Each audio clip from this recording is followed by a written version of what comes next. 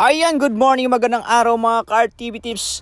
Ngayon naman ay ating ipapakita ang Sandy Audio Professional Mobile, no? Ang sekreto ng kanilang box, hindi na natin papatagalin pa kung ano ang laman nito sa loob. Ito talaga ang habol ng video ito, guys. Makakuha kayo ng discard. Sana makatulong ito sa tips niyo sa mga box maker dyan. Ayan, matagal-tagal ko na ito nakikita sa Facebook, waterproofing.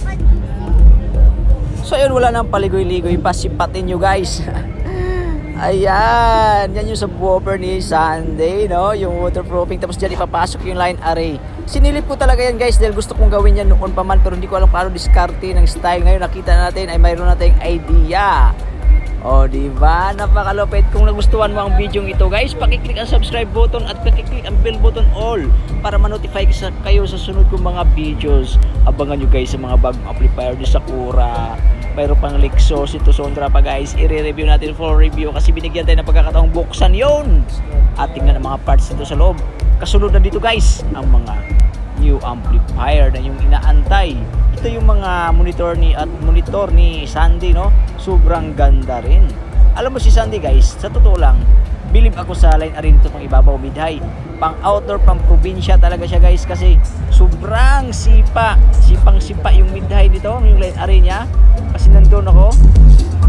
The other naman, pang professional talaga, is cool na cool. Ang ganda pakinggan ito si Sandy, guys. Pang bato sa kabilang probinsya talaga yung mid-high nito. Ayan, grabe, oh. Manis, may kulong ari din sila. Halos ganito, dala nila marami na sa booker, guys, yung solo. Siguro 21 at 18 dala nila dyan, at saka di 15. Ayan. At syempre si Sandy, may dual din yan.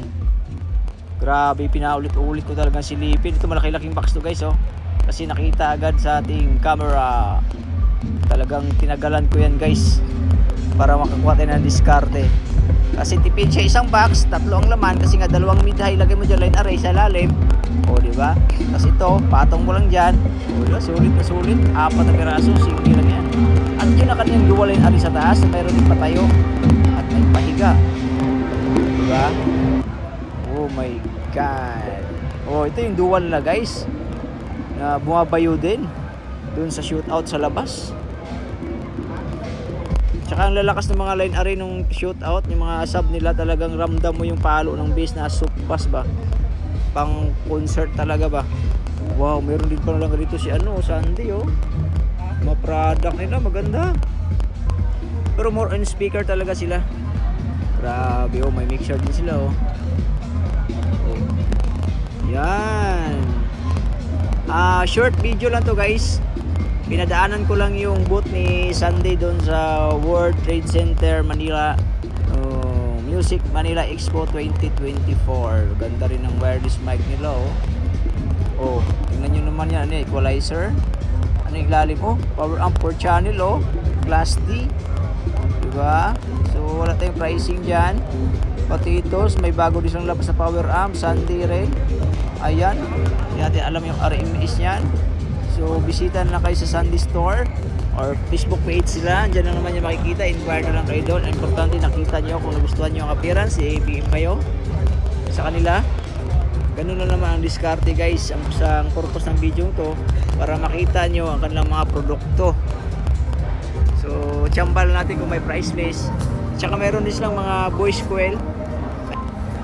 Ayan, at tsaka yung paglagay sa likod ng speaker, yung powered na ampli na, kakabit mo na lang. Ayan, guys, oh. Nakalimutan ko tawag yan, eh. Ano bang tawag yan? Paki-comment nga ang tawag nito. Yan. Module pala, module. Module pala tawag yan, guys. Pwede kayong bumili niyan. Tapos gumawa kayo ng sarili yung box. Kabit nyo sa likod yan. Di ayos na. O, maraming salamat, guys, ha. At abangan nyo ang video natin. Lexus, Sakura, at saka si Sondra. Magkaparehas ang mukha.